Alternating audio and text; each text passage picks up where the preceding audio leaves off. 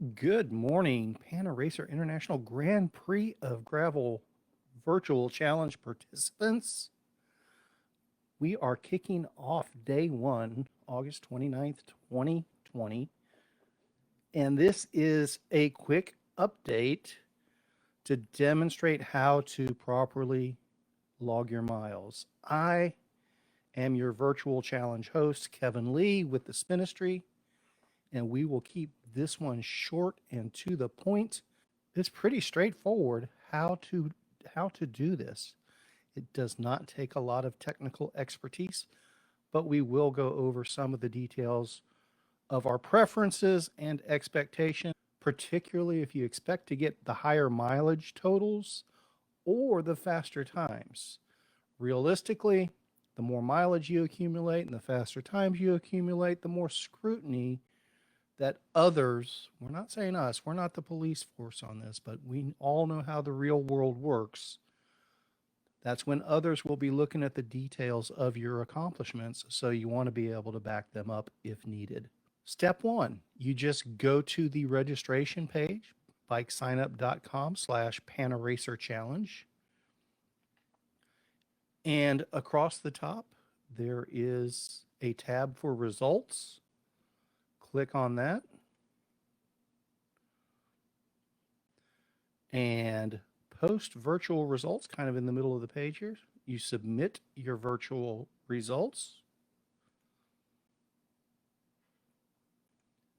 And here you put in your name, Kevin Lee. And I am just doing this one as an example. Look up the registration. It finds your name, and at this point, I can log my own activities.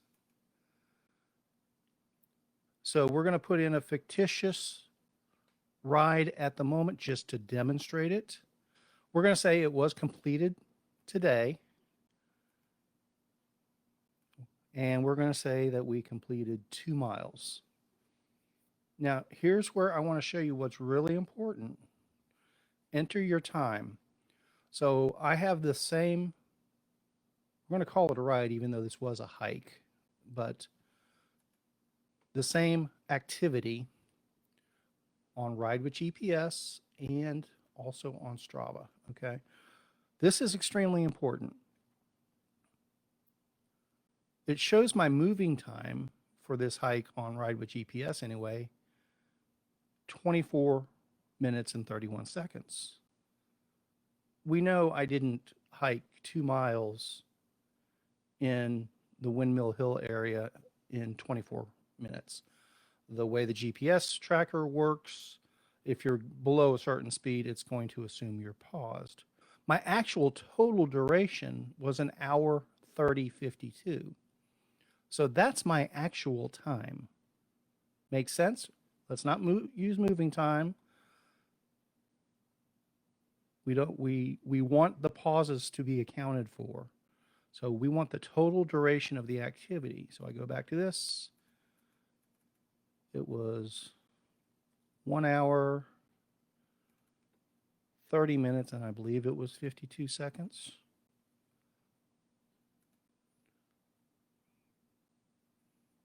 And in the comments, what I'm going to do to back up my activity, I'm going to insert the link from my Ride with GPS activity, and this does need to be set to public so people can see it. And I'm going to put this in the comments. And I'm also going to do the same with my Strava version of the activity. And I want to look at the Strava one. So the Strava algorithm for pauses is a little bit better than the Ride with GPS version was, and it may be a setting on my own profile. I may set, if you're traveling below X amount of speed, pause the activity or something like that. The way Strava interpreted it was 50 minutes instead of 24 minutes of moving time, but the total elapsed time, and here's where you find it on Strava, the elapsed time, not moving time, elapsed time, your total activity time is still the same 1 hour, 30 minutes, and 52 seconds. So I have logged both of those into my comments, and then I submit the activity.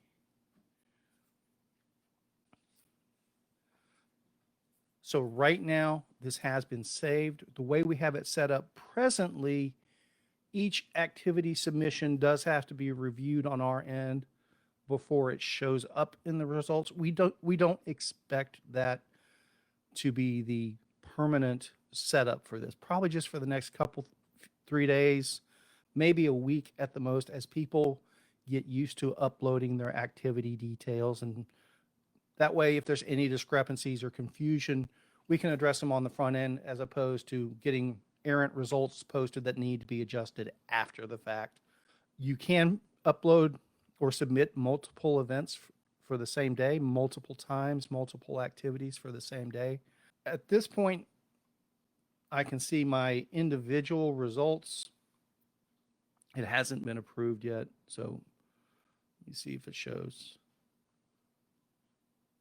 This is our simulated RAT 1000 route here. So as your miles accumulate, your icon will move from east to west along the RAT 1000 route. That just shows up in your individual results. And let's thank our sponsors and partners one more time, and we'll be adding some more to the mix very soon here. So at this point, I've approved that result submission from an administrator level. And going forward, anybody should be able to go to the results tab from the registration page and see the running tally. So if we click on general results now, here's our first result. I'm currently in first place with 2 miles of distance in 1 hour and 30 minutes and 52 seconds. Obviously, this won't keep me in first for very long. I could have put my elevation gain in, and there are some additional data points in here that I don't think most people are really going to pay a whole lot of attention to. Now, to see more detail on this, I just click on the name, and then it goes into the detail of this particular participant. Bib number, name, where I live, my age, how far in the progress of the overall 1,000 miles I am.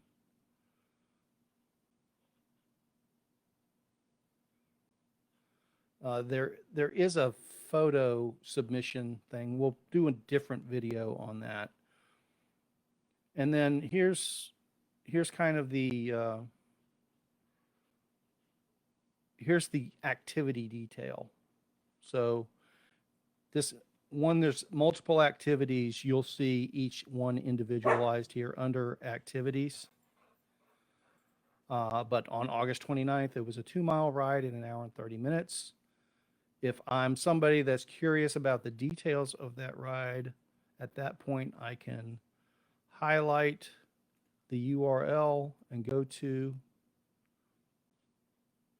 the details of that particular ride at that point. So adding those hyperlinks in the comment section to publicly available data is pretty key.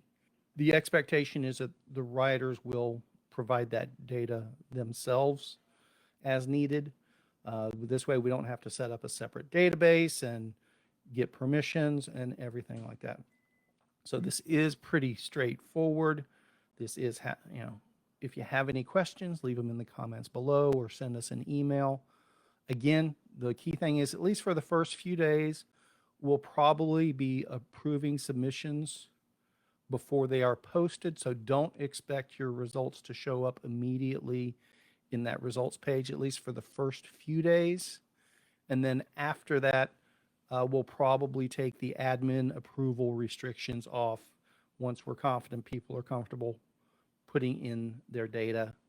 Again, ride with GPS, total duration, not moving time, Strava, elapsed time, not moving time, and set your events, your activities to be publicly viewable, and just grab that URL and put it in the comment section. Thanks for joining us. Glad you're on board for the challenge itself. And probably Sunday night, we'll do a quickie overview of current standings and address any issues that may have popped up along the way. And we may talk more about the state champ photo submissions at that point as well. Everybody go out there, get your ride on, have fun, take lots of pictures, tell us all about it. We're looking forward to hearing about your adventures.